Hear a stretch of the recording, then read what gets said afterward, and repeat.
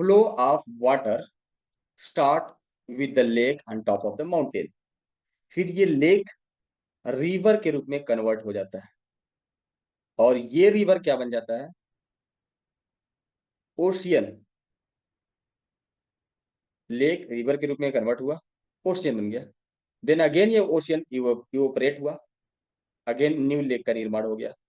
ये lake again river के रूप में कन्वर्ट हो गया और ओशियन का निर्माण हो गया। और ये प्रोसेस लगातार चलती रहती है, इसकी कोई एंड जर्नी नहीं है। Water flow start with the lake and lake convert हुआ रिवर में, रिवर मिल गया ओशियन में, अगेन ये प्रोसेस कन्वर्ट हुआ, ओशियन इवोपरेट हुआ और लेक बन गया। लेक ने अगेन रिवर कन्वर्ट कर दिया और ओशियन में जाके मिल गया। ये प्रोसेस कंटिन्यू चलती रहती है। Similarly in the context of money, family is the lake, family is the lake. Family ने क्रिएट किया रिवर ऑफ इनकम, जिसकी वजह से क्या बिल्ड हो गया? Ocean of wealth. ठीक है, और ये प्रोसेस हमारा कंटिन्यू रहता है, ओशियन ऑफ वेल्थ कंटिन्यू रहता है। अब कोई generation does not want to pass the income, जिसकी वजह से ओशियन ऑफ वेल्थ नहीं बन पाता है। अब कोई जनरेशन ये डिसीजन ही नहीं लेती है कि मुझे अपने अगले जनरेशन को पास ऑन करना है, तो क्या होता है कि जो नेक्स्ट जनरेशन होता है उनके पास कुछ होता नहीं है, उनको सब कुछ शुरू से स्टार्ट करना पड़ता है। मतलब एवरीथिंग स्टार्ट फ्रॉम जीरो। उससे क्या होता है? उनके पास कोई लेवरेज नहीं होता है, कोई एक्सपोजर नहीं होता है, कोई रिसोर्सेज नहीं होता है, तो उनको अपने जीवन में आगे बढ़ने के लिए बहुत ही तकलीफ होती है। ठीक है, तो एक फैमिली को अपने फैमिली के लिए क्या करना चाहिए?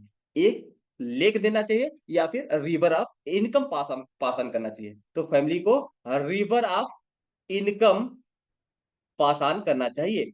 अब रिवर ऑफ इनकम दो तरीके के हो सकते हैं।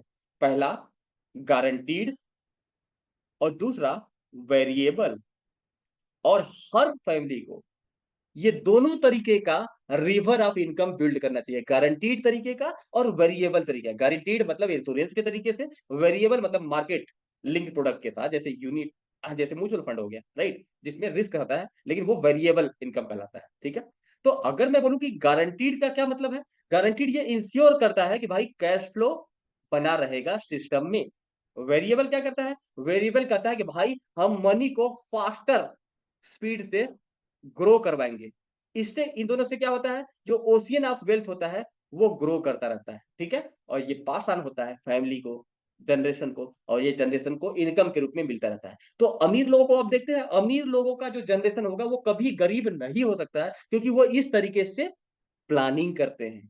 ठीक है, लेकिन अगर एक जनरेशन डिसाइड करता है कि मुझे पास ऑन नहीं करना है, तो वहां से उनका आने वाला जनरेशन खराब हो जाता है। ठीक है, तो इस प्रोसेस को हम क्या बोलते हैं? Building, building and income stream. तो आप कितने तरीके से इनकम स्ट्रीम बना सकते हैं? पहला एन्युटी, दूसरा गारंटीड प्रोडक्ट जिसमें विड्रॉल हो, जैसे कि आपने कोई गारंटीड प्रोडक्ट लिया जिसमें आपको लगातार अगले 20 साल, 30 साल, 50 साल लगातार इनकम आ रही है, गारंटीड आ रही है। ठीक है, और तीसरा क्या हो गया? वेरिएबल। ठीक है, मैं क्या कर सकता हूं?